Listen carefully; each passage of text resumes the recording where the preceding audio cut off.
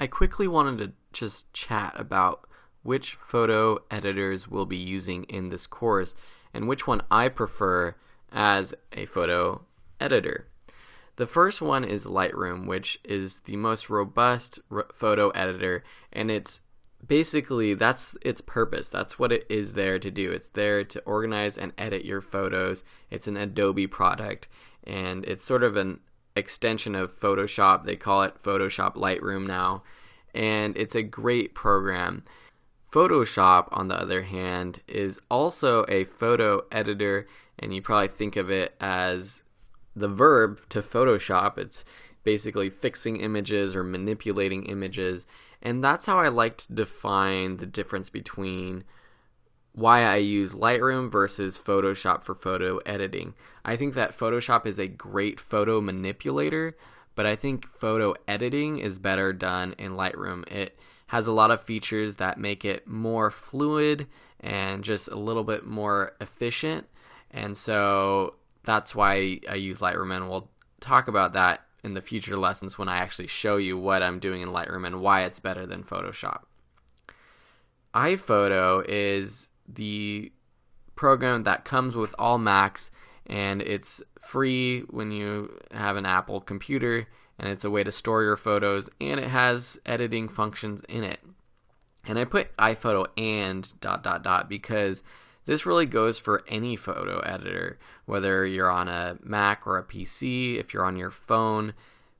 Any sort of photo editor will be able to do the same things. You're basically fixing things on your photo, like exposure, like color correction, like adding saturation or desaturation, maybe adding a vignette or a blur, sharpening your image a little bit. These are all things that you basically can do across the board. And so if you know the theory behind photo editing, if you know what to do to a photo, then it really doesn't matter what software you're using. Most cameras come with a photo editing software, so if you have a Canon camera or a Nikon camera, they come with some sort of application when you purchase the camera. Both Lightroom and Photoshop are a little bit on the pricier side. If you want to get the latest version of Lightroom or Photoshop, you have to pay for a subscription to Creative Cloud. Some institutions and schools actually have deals where you can get it for free, and I do through my job at UC Berkeley. And all students at UC Berkeley actually get the Adobe products for free, so you should check with your school or company in case they have a deal with Adobe.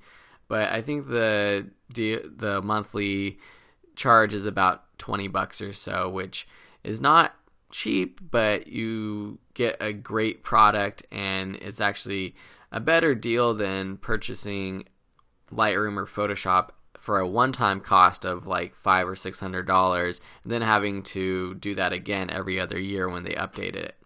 So anyways, the point of this video is just to say that we'll be showing you how to edit in both Lightroom, Photoshop, and actually all three in iPhoto.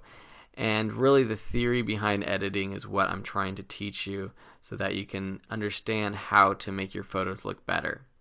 That being said, I highly suggest downloading a free trial of Lightroom or Photoshop. I'll teach you how to do that in the next video, and it's totally free. It's a 30-day trial, and you can test it out while you're taking this course. And if you really like it and you get more and more into photography, you should think about subscribing.